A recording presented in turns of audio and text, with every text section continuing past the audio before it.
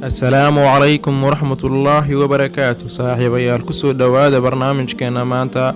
dunidan waxaa soo maray dilaayaal arxan daran oo si xaasidnimo ah u dila jiray dadka ayagoona wax naxariis ah aan u muuji jirin. waxaan soo qaadan doonnaa 5 ka mid ah dilaayaashii arxanka darnaa ee soo maray adduunkan.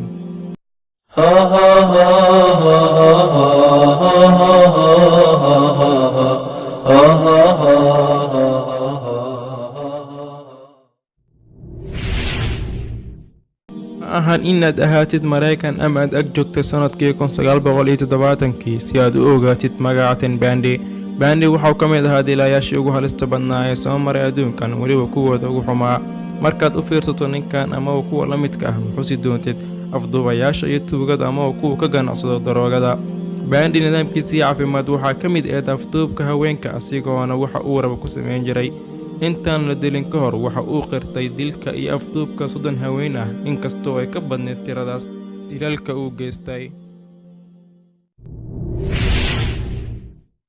ma jiro liiska dadka dilaaga ah ee wax gumaada lagu diiwaan geliyo. Jeffrey Dahmer oo loo yaqaano Milwaukee Cannibal ayaa ugu dambeyntii laga xukumay dil tuugasho ah maadaama uu horey u soo dilay 17 dhalinyaro ah muddo 14 sano gudahood.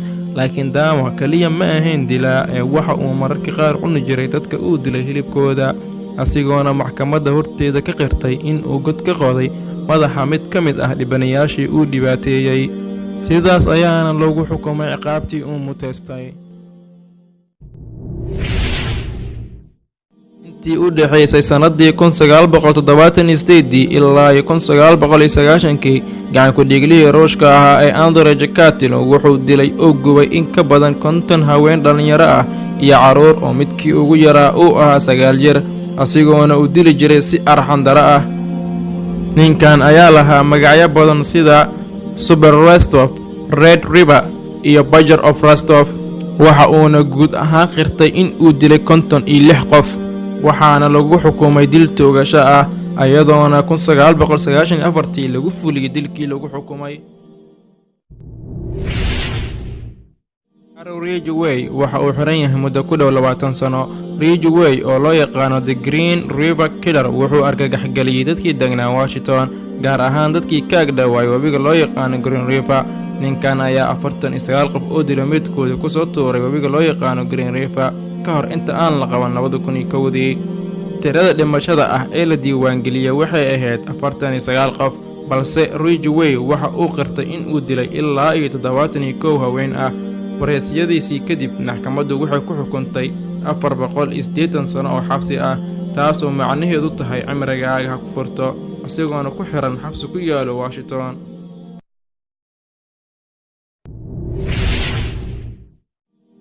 in ka badan hal sano intii lagu guda jiray sanadii 1980meeyadii, Richard Ramirez wuxuu cabsi geliyay dadka deganaa xaafadaha Los Angeles. waxaa lagu naanaysaa Night Stalker.